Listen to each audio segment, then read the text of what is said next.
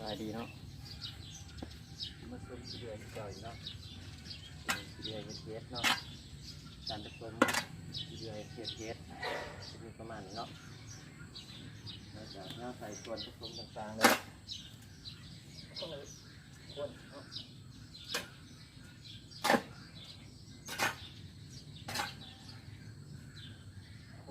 คนเป็นมันเข้ากันเนาะ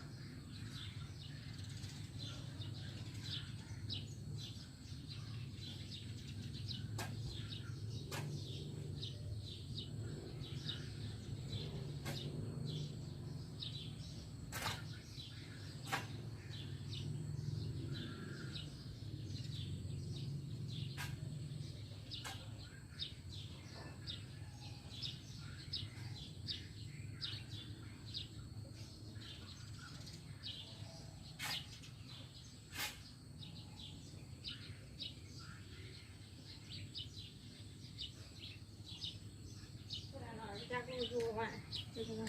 ประมาณนี้ ใช้หูมันไม่ใช่เก็บแล้วก็ปวดเท้าหนักเลย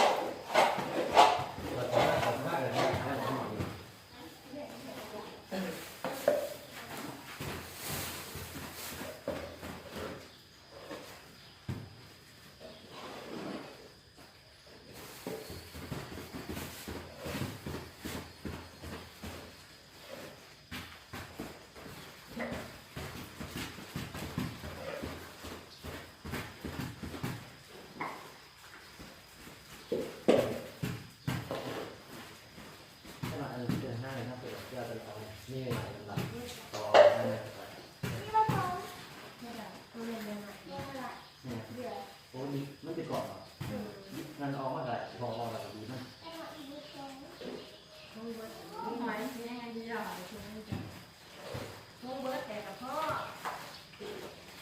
นี่แหละเราสอนใช่ไหมเขาจะทำหน่อยโบเนี่ยเมียวโบเปิดทางเปิดทางใช่ใช่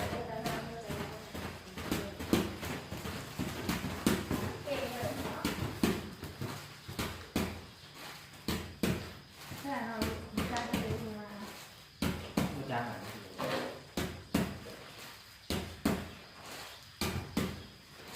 เดือนละเดียวหลายหลาย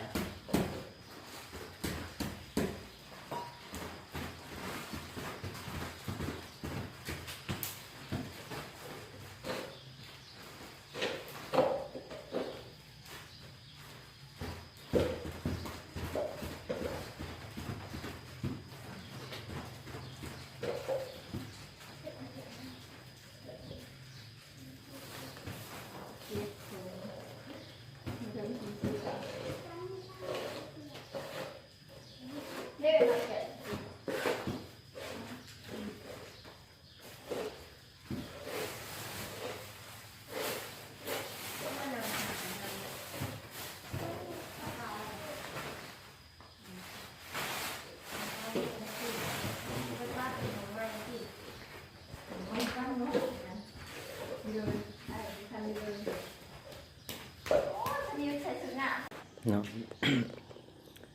หลังจากที่ผสมขี้เลื่อยแล้วอัดก้อนแล้วขั้นตอนต่อไปเป็นการนำเอาก้อนเฮ็ดเป็นหนึ่งเนาะหลังจากนั้นเขาก็มาใส่กระปุยเนาะเสือเฮ็ดเนาะมาหนึ่งใส่กระปุยนี้ใช้เวลาหนึ่งประมาณ4 ชั่วโมงเนาะตัวนี้เนาะเอาเฮ็ดนี้มาเรียนใส่กระปุยเนาะสำหรับปุยนะครับจะมี2 ปุยเนาะนี่ถ้าจะเรียนตามนี้เนาะมันได้อยู่ปุยหนึ่ง100 ก่อนบางทานก็เรียนได้ประมาณ105 ก่อนนี่แหละแต่ข้าพเจ้าเรียนได้ประมาณ105 ก่อนตามนี้เนาะเดี๋ยวขั้นตอนต่อไปจะพามาเบิ่งการหนึ่งเนาะหลังจากเข้าใส่แล้วเนาะกระพุ้ยยังจะได้อยู่100 ก่อนเนาะนี่หลังจากนั้นเขาจะเอาผายางมาคลุมเนาะ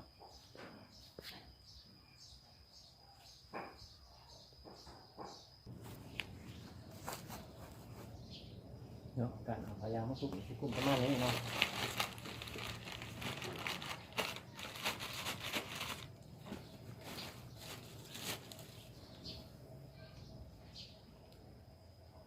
คลุมแล้วเอาเสียบยางโรดหักเนาะ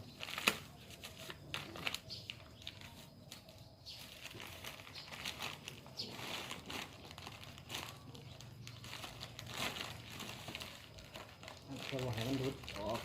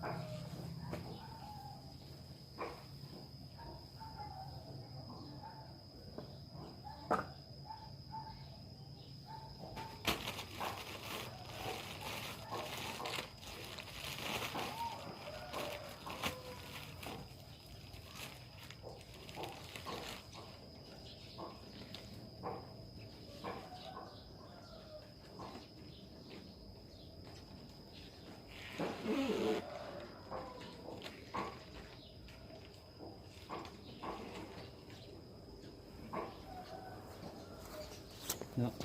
ถือว่าการคุ้มเป็นที่เรียบร้อยเนาะหลังจากนั้นจะดังไฟใส่เนาะหลังจากผ่านไป1 ชั่วโมงเนาะท้องยางเขาก็เดิมตึงแล้วเนาะสำหรับการอย่างนี้การสำคัญก็คือการคุ้มไฟเนาะคุ้มไฟต่างๆที่ว่ามีความห่อนอย่างสม่ำเสมอเนาะบ่ให้ท้องนี้เนาะคือท้องนี้บ่ให้แบกเนาะถ้าว่าท้องแบกนะมันจะมีผลกระทบต่อการเกิดของเฮ็ดเชื้อรามีเชื้อราต่างๆเนาะเกิดขึ้นกับเฮ็ดนั้นอย่างนี้เนาะสำคัญแม่นบ่ให้ท้องแบกเนาะว่าท้องแบกแต่มันสิให้ขี้เดือยเฮามันบ่สุกเนาะอาการหนึ่งเฮาก็บ่ได้สม่ำเสมออุณหภูมิมันก็บ่ได้เนาะ